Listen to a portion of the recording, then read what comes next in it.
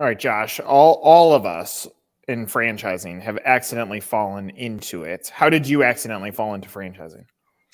I accidentally fell into franchising by way of Location3. And I would say we kind of, as an organization, also accidentally fell into franchising around 2007, 2008, by way of a partner. I think my colleague and CEO, Alex Porter, likes to tell the story how we were at the Direct Marketing Association, I think annual convention, good old DMA, many, many years ago, and a particular franchise brand and executive came up to my colleague Alex and asked, whether or not we worked with franchises, and he said yes, and the rest is kind of history. So we've been in franchising for, coming up on 20 years, give or take, and that's really what we focused on. I think we've pivoted to almost exclusively focus on franchising and multi-unit brands over the past 4 or 5 years. So that's our story. That's my story. And it's been a wild ride ever since.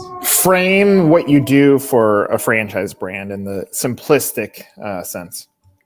We at Location3 are kind of unique. Traditionally, we started as a digital agency in 1999. We've evolved over the past 15 plus years to be part agency and marketing partner from a strategic perspective. We've also got our own software platform called Local Act. And so when it comes to working with franchises, we are kind of that bridge between the franchisor and the franchisee. We work with the franchisor on overarching marketing strategy, helping them with unifying data sets, getting more out of their technology and kind of integrating across the board. And then the output is how we can really impact marketing strategy, advertising strategy, and execution for the entire system. Whereas Local Act allows franchise owners to buy media that is very direct response focused. It's about driving customers to their business or leads for their franchise, whatever that kind of bottom funnel KPI happens to be. And it's our job to kind of bring both of those to life, be that strategic partner while empowering the local owners with technology so that they can grow bottom line revenue, because that's what matters most to them. And are the solutions for a franchisee, are the solutions all digital based, or are there some non-digital? All digital based. So we are a digital agency. We are a digital media provider. For the franchisees, it's a local media mix model. So think, I have a dedicated local marketing budget. Our technology allows them to kind of have the right media mix through automation, AI technology based on their market, their customer, their spend. So that could be across Google, Meta, any number of media channels. Mostly direct response focused, but certainly if you're a new location, for example, trying to drive location awareness in a new market, some of those upper funnel media tactics, think YouTube, display, et cetera, they have the ability to do that pretty effectively with our platform, Local Act. So I'm gonna say a few comments, and I want your opinions or feedback on it. So one is us as a business, we chose purposefully not to go into helping franchisees, and here's why. Two quick stories. One is very early on we tested it out to say, could we help a franchisee? And the question was, well, why did my Google ad, my pay-per-click ad, cost $3 instead of $2.99? I was like, all right, this is ridiculous. Second comment, I was at a conference and they had the top 3 franchisees in the system on stage. Number 3 came from middle of the pack to the top. And they said, okay, what's the magic? And he said, I spend 10% of every dollar on marketing. And the franchisee next to me elbows me in the side and goes, that guy's an idiot. And so I found that, and I think what you solve actually is part of the magic, because in both of those scenarios, I think it's a lack of education from the franchisor or ownership of it. Like if we were to take every franchisor that either of us work with and pull their franchise development website, it might talk about support. Support is usually drilled into some like unicorn terms that they don't really do. And then maybe it has to do with some back office logistics. Very rarely has a brand spent the energy to put together the marketing strategy that actually equals X. And my viewpoint on all marketing is you have to, unless you're doing an awareness campaign, but anything that's direct response, you should be looking at a 3x return on investment. I spend $100, I should get $300 back.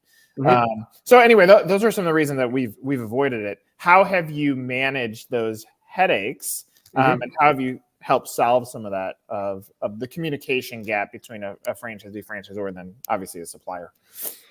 Great questions. I think a lot to unpack there. For us, I would say that the first and foremost starting point really is, when it comes to franchisees and franchise owners, it's education. So that could be very specific on campaigns and programs that we are executing, right? You mentioned, why was my cost per click $3 instead of $2.99?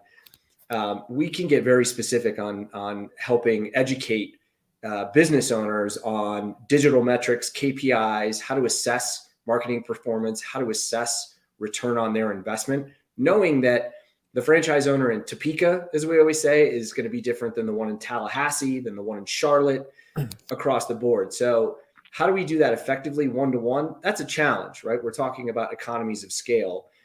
We have the ability to do that, but what we found to be effective is, certainly, especially for new partners when they come on board, being very proactive, not just in talking about what we do and how it's going to impact their business, but providing that layer of education to give them a little bit more of an understanding that, they know they're getting results for their investment. And I think designing education and support around that area of focus is where we found success, because at the end of the day, franchise owners, if they're seeing results and they are seeing a positive return, you mentioned 3-to-1. I think for us, it's upwards of 12 to 15 to 1. If we look at all owners in Local Act across all categories, that we are delivering.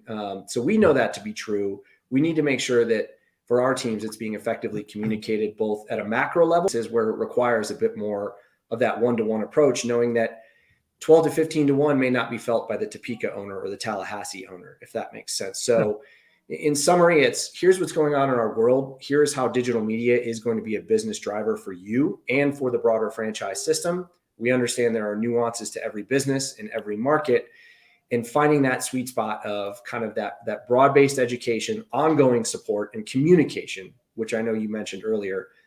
I want to underscore communication, because for us, it's about being proactive, providing that education, but communicating it in a way that we know business owners are going to digest and understand, knowing they have myriad things on their plate when it simply comes to running the actual business itself. Yeah, that's good. Out of curiosity, so we'll just take it down to 10 to 1 return on investment. What I have found, and our business has definitely swung more towards business acquisition, meaning let's go help them find additional franchise owners. Sure.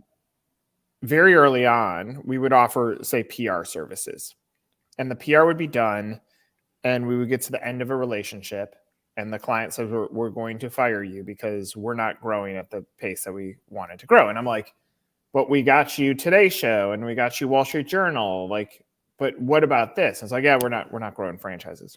And what it caused us to do is we took a step backwards and said, wait a second, if we don't study the viability of the business first, then when we're putting the tactics in place, it's false tactics. It might not help them achieve the goals that they want to achieve. So in the sense that you're talking about, if I take a down the line pizza brand that is no longer innovative, new, versus say a med spa where the services are expensive and carry a return, are you guys, like, on the partnership side, are you evaluating the depth of the product to say, yes, we do get 10x return for these types of products?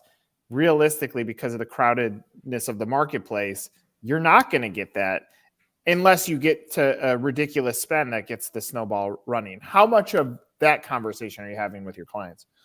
I think a lot. It certainly varies by client. I would say for us, it's really around what data do we have access to in multiple data sets. If we're talking about new franchises, or we're talking, more about the return on that direct response, pizzas sold, right? For example, there's a lot of touch points, even to buy a pizza these days. It's kind of crazy when you think about it. And we don't need to go on and on about the customer journey. That's well documented.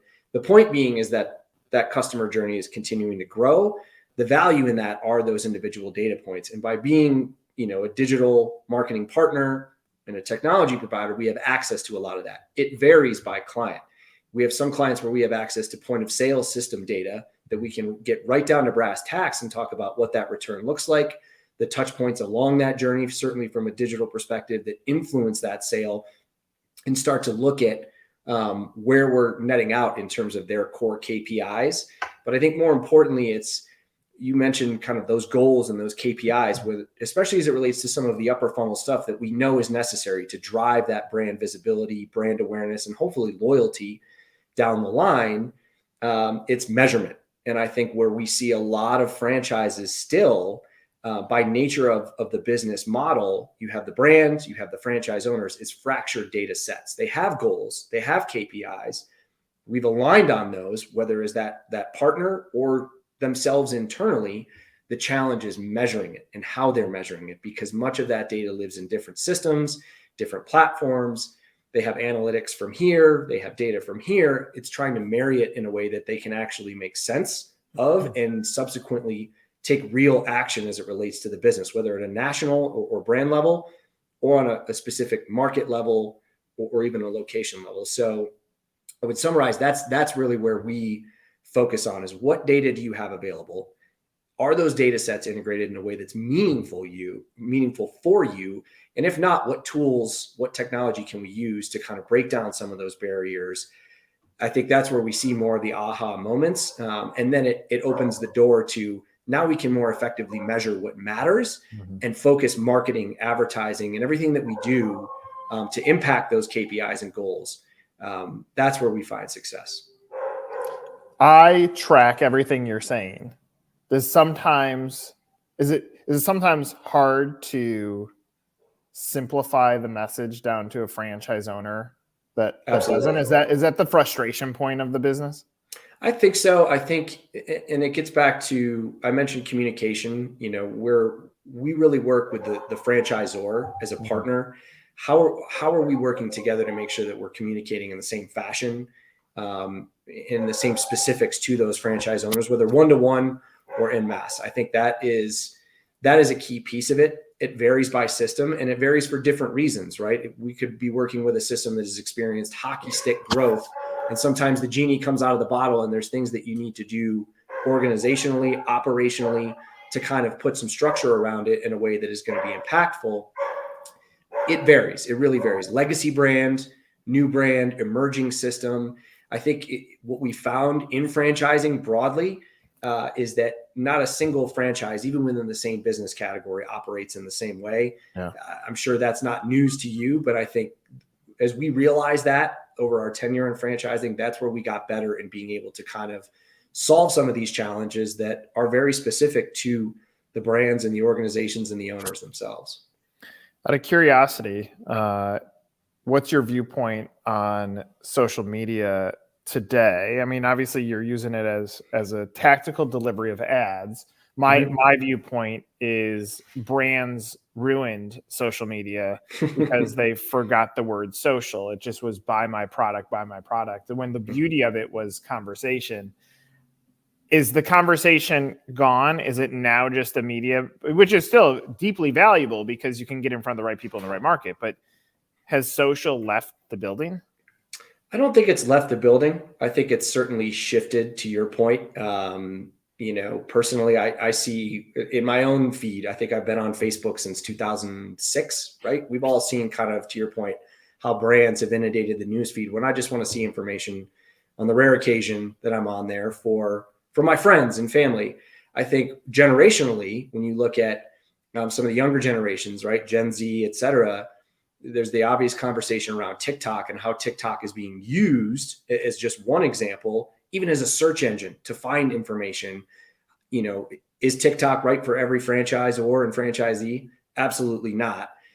These are just some specific examples. So I don't think it's left. I think it's continued to evolve. But what I would say is that consumers are just getting, and have been, more and more savvy in terms of what is something of value, whether that's content, whether that is a specific product or service promotion that's relevant. It all comes back to, where is my audience? Where are they active? how can I reach them? And more importantly, am I reaching them in a way that provides value? And that could be in the form of a content strategy, not necessarily just, I need to put my product in front of you. That's part of the conversation. It's when is that? What point does the product, service, et cetera, the payoff for the brand enter the conversation? And I think the more social media evolves as a brand, that's where, we need to focus, and partners in guiding those brands to say, here's how you need to think about the conversation in a way that's different, that matches the medium or the platform, and certainly the audience. Yeah, I agree on that.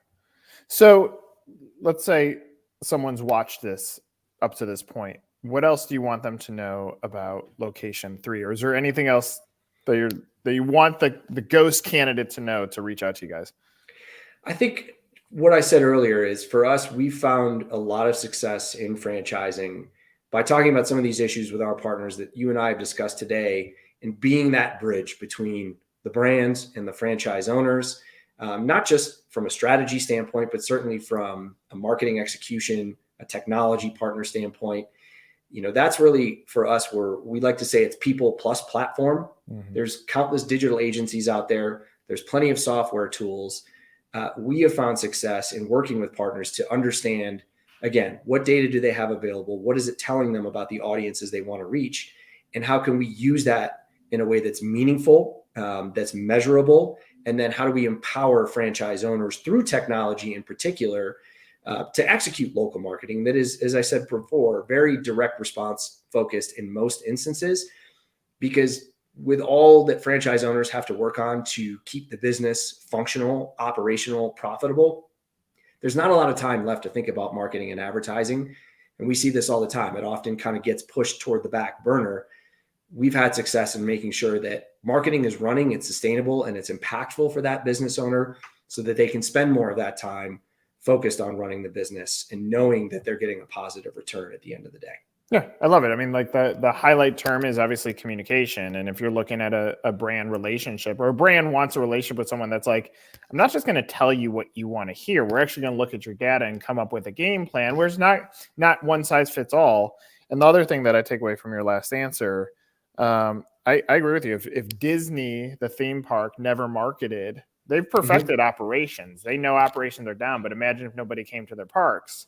Yep. And they put too much time into operations, they don't have time to market, then all of a sudden that won't work. And that's ultimately, I think, what happens with franchisees. They get caught in the weeds, which I don't think is wrong. I think that's one of the beauties of being a franchise owner, is you are able to get in the weeds, figure out how to scale that, and continue to grow and exit. But if you can give them the tools that say, we've automated a lot of this and made this very simple so that you can turn on this machine so that you can get back to delighting the customer, I think it's a fantastic thing. So, Josh, I really appreciate you sharing some of your story. And thanks for doing this. Thanks, Nick. It's been great. Appreciate talking with you. Always happy to talk franchising and marketing. So would love to be back at some point down the line as well. I love it. For Josh, I'm Nick. This is another episode of Meet the Supplier.